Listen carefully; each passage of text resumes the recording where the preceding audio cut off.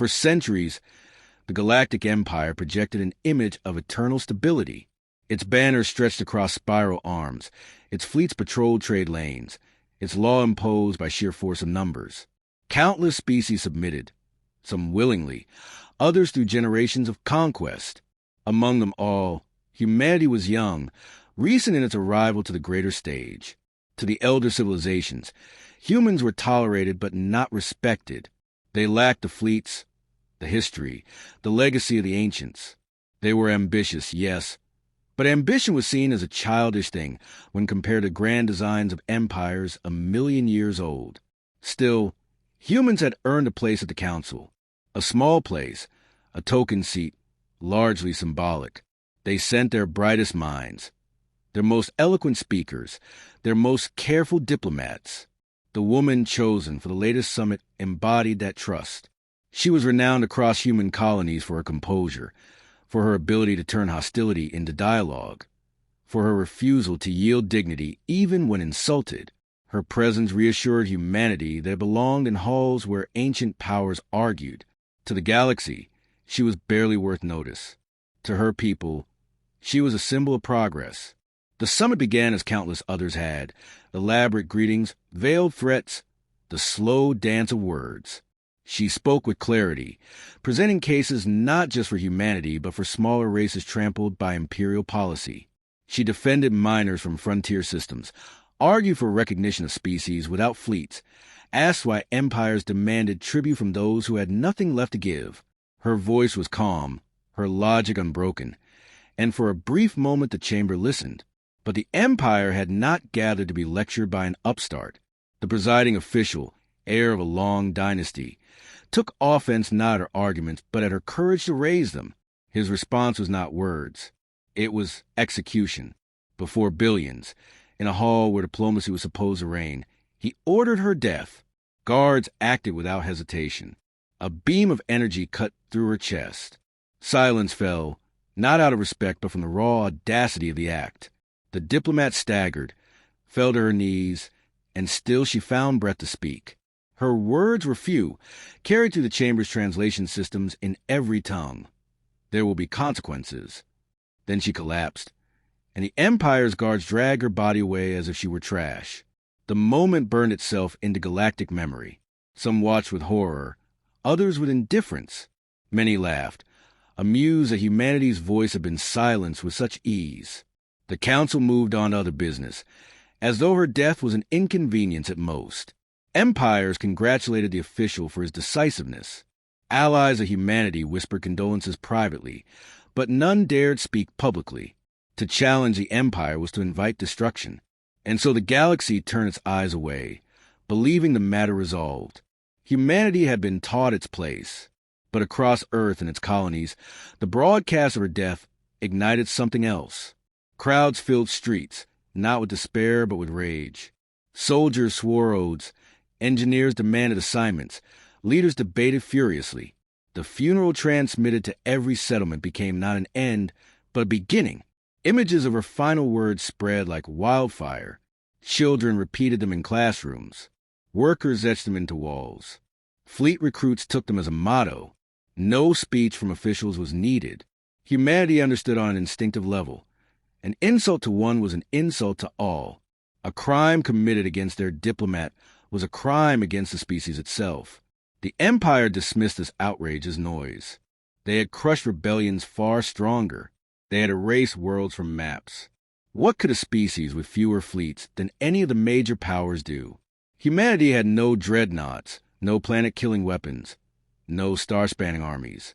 The Empire calculated in numbers, and by numbers humanity was insignificant. But numbers had never told the whole story of humankind. History whispered a different tale. On Earth, humanity had risen not by strength of claw or fang, but by ingenuity, by cooperation, by a refusal to surrender even when facing extinction. They had fought plagues, predators, and each other, and every trial had forged something unyielding in their character. Their wars were brutal, their recoveries astonishingly swift. They adapted where others stagnated. They endured what others could not. The galaxy saw only a young species. It failed to see the fire that age had not dimmed but refined. In the weeks following the diplomat's death, strange reports began to circulate. Smugglers whispered that human shipyards were running night and day. Traders claimed that convoys moved with unusual discipline. On outer colonies, militia drills grew larger, weapons more advanced. The council laughed at these rumors. What could humans build that would threaten empires with arsenals older than humanity's civilizations? Yet unease spread in corners the empire ignored. Minor species, long crushed under tribute, remembered the diplomat's defense of their plight. They recalled her last words and wondered if perhaps humanity would be the first to act where none had dared. In Earth's capital, debates grew heated. Some leaders urged caution. Humanity could not face the empire head-on. Others demanded immediate war. But beneath the noise, a quiet consensus formed. Humanity did not need to announce its plans. Humanity did not need to posture. It only needed to remember. Generations of struggle had prepared them for moments exactly like this. The diplomat had given them a gift greater than treaties.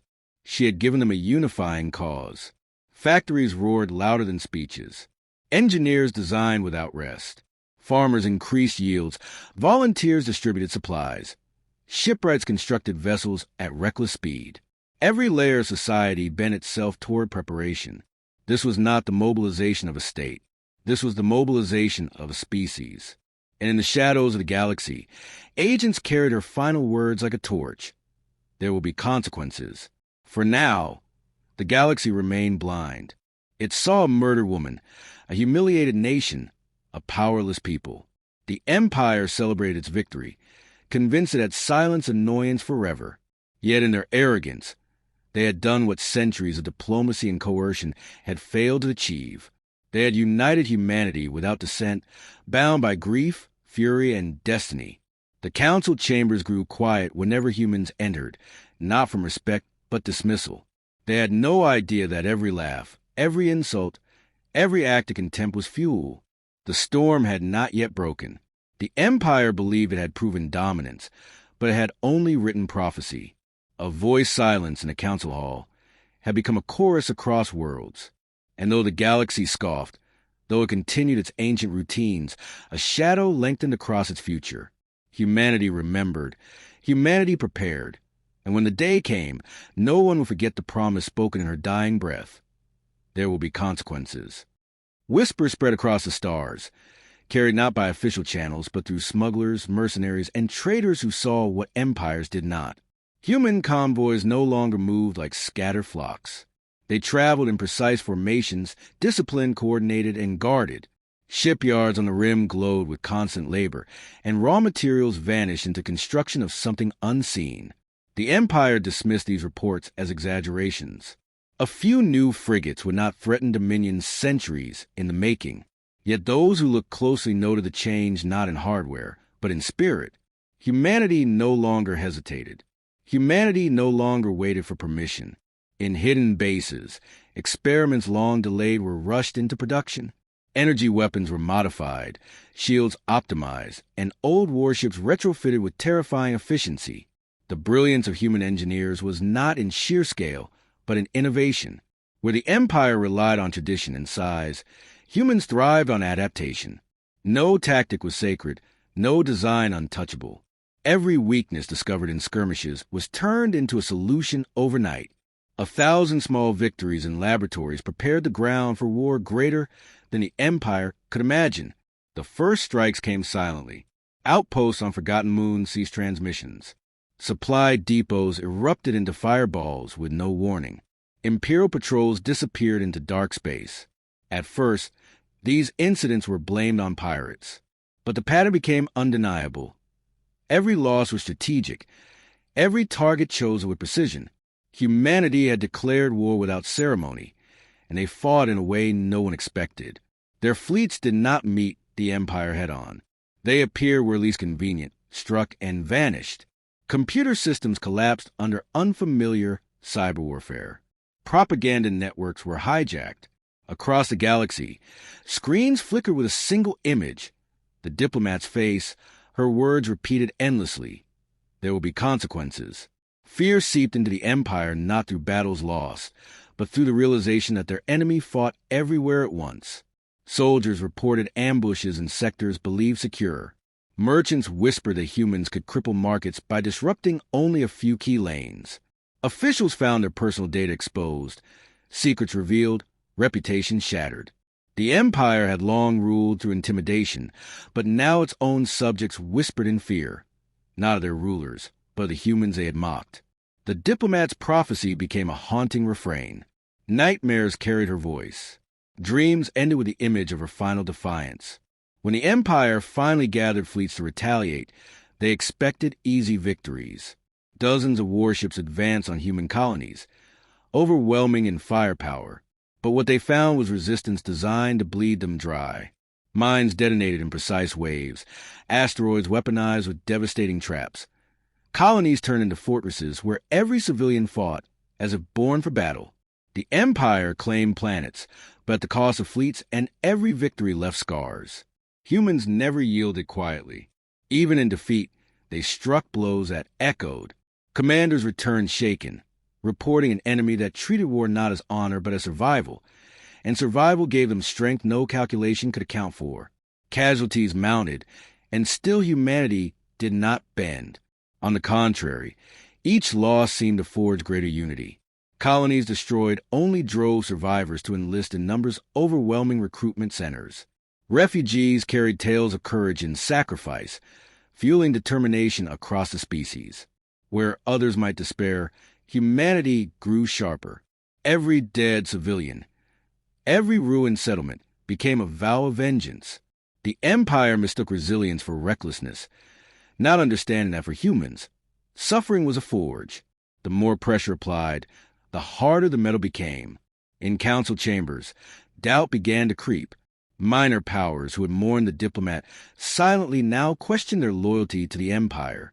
They watched humans do what they had never dared, defy openly. Covert aid flowed in secret. Intel, supplies, volunteers. The Empire's enemies saw opportunity, but more importantly, they saw inspiration. For the first time in millennia, a species had proven that defiance was possible. The echo of her final words gained strength not only among humans, but across countless oppressed worlds. "There will be consequences" became a universal phrase of hope. The Empire responded with brutality, deploying entire armadas to crush resistance. They bombarded colonies from orbit, leveled cities, left nothing but glass plains. Yet even then, humanity refused surrender. Survivors emerged from underground shelters, rebuilt, rearmed, and struck back. The Empire began to realize the scale of their mistake. Crushing humanity required resources once reserved for galactic campaigns. Every ship sent to suppress them weakened borders elsewhere. Every soldier deployed against them meant fewer soldiers controlling other worlds. In seeking to silence one woman, the Empire had destabilized itself. Psychological warfare turned sharper. Humans sent encrypted transmissions across enemy networks, taunting commanders, predicting their failures, replaying the Diplomat's death in eerie loops. Entire battalions deserted rather than face the terror of fighting an enemy who knew their every move. The Empire found itself bleeding not just in ships and soldiers, but in faith. Citizens whispered that perhaps the humans carried some ancient curse, that perhaps the murdered Diplomat had invoked something beyond the natural. Superstition spread where logic failed, and fear did the work of armies. Still, the Empire insisted victory was inevitable. They were larger, older, wealthier, more numerous. Humanity could not fight forever, but each passing day proved otherwise. The galaxy had long underestimated the human ability to adapt, and now it witnessed that ability applied with merciless focus. No two battles were alike. No two strategies repeated. The humans fought like a living organism, every round absorbed and transformed into knowledge. The Empire's playbook, refined over centuries, became obsolete within months. At last, cracks appeared in the mask of arrogance. Counselors who once mocked humanity now spoke cautiously of them. Reports circulated of imperial governors begging for reinforcements against human raids. Allies questioned whether their loyalty to the Empire placed them next in line for human vengeance. Slowly, a realization settled in halls of power. This war was not temporary. Humanity had embraced it fully. There was no negotiation, no retreat, no compromise. They were driven not by ambition, but by justice promised by a dying woman's voice. The galaxy had assumed her death ended a story. Instead, it had begun one. The consequences she promised unfolded like a storm, unrelenting and unpredictable. Where the Empire once towered unchallenged, now it trembled. And though they still laughed in public, behind closed doors even the proudest officials admitted what none dared speak aloud. The humans would not stop. They would fight until the debt was paid in full, and the scale of that debt was only beginning to be understood. The Empire had fought wars before, but never like this. Against other rivals, they could predict the rhythm, calculate the losses, enforce compliance. Against humanity, every certainty dissolved. Fleets dispatched in overwhelming numbers returned broken, if they returned at all. Battles that should have ended in minutes dragged on for days. The humans exploited terrain, physics, and psychology with terrifying creativity. No victory was safe, no stronghold secure. It was not war in the traditional sense. It was transformation, a campaign reshaping the galaxy's understanding of power. Humanity unveiled weapons unseen by the wider galaxy, not born from massive arsenals, but from relentless innovation. Hybrid technologies appeared in combat, melding artificial intelligence with tactics learned from centuries of struggle. Swarms of drones overwhelmed battleships. Cybernetic systems hijacked enemy navigation, and biological engineering turned inhospitable worlds into fortresses. The Empire realized too late that humanity's strength was never in scale, but in turning disadvantages into superiority. Numbers meant little against an enemy that never fought the same battle twice. The further the war stretched, the more humanity revealed the depth of its endurance.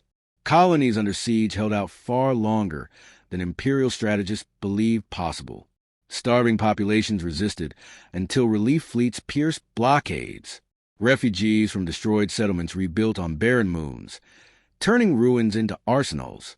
Where the Empire expected collapse, it found defiance. Each act of survival multiplied into legend, and legends multiplied into fear.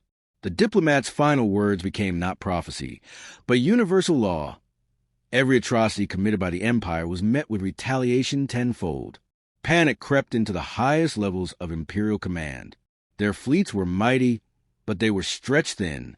Each engagement consumed resources faster than they could be replenished. Each attempt at escalation only hardened human resolve. Even their psychological campaigns failed.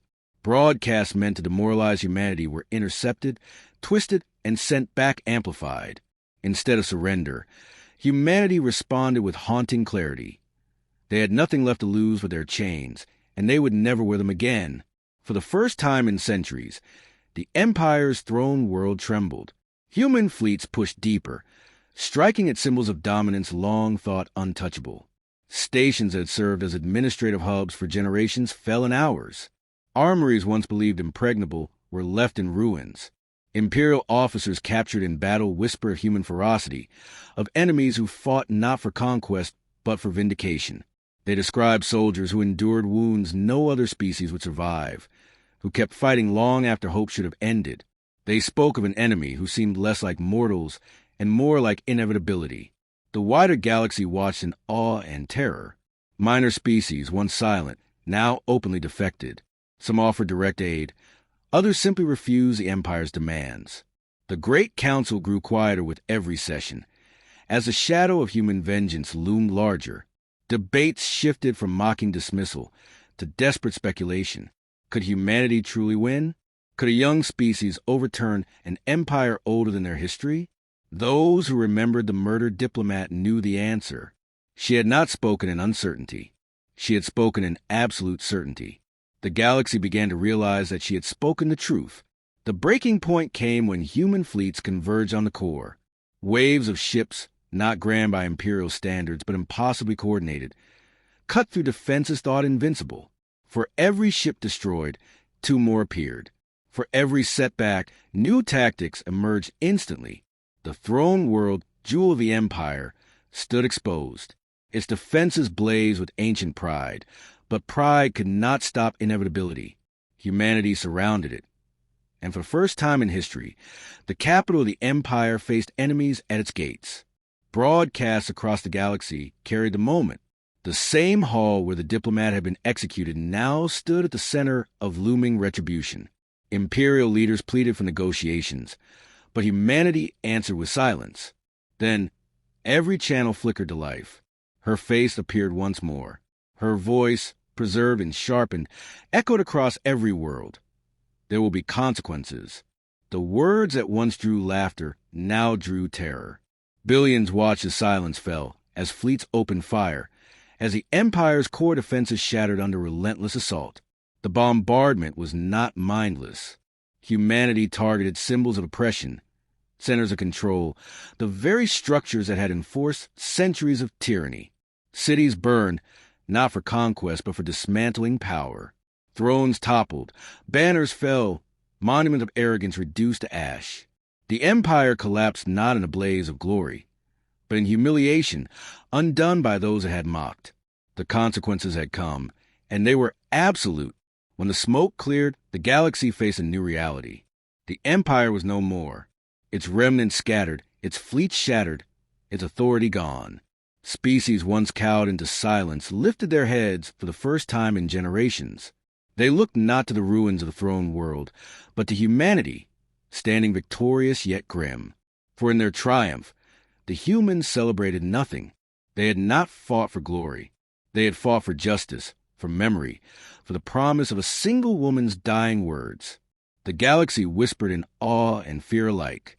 Was humanity savior, or was it monster, liberator, or conqueror? The answer mattered less than the truth none could deny. Humans were no longer a minor species, no longer dismissed as children of the stars. They had earned a place not through diplomacy, but through fire, and their lesson was carved into the hearts of all who witnessed it. The galaxy would never again underestimate humanity. In the aftermath, silence filled a void where arrogance once ruled. Council chambers lay abandoned. Imperial records smoldered in ruins. Yet across human worlds, the diplomat's image remained. Her final words carried as eternal oath. She had been silenced by violence, but her voice had outlasted the empire that killed her. Her death had lit the fire. Her words had charted the path, and her people had fulfilled her promise. There were consequences, and they had been delivered in full. The galaxy would remember. The empire had laughed once. It would never laugh again.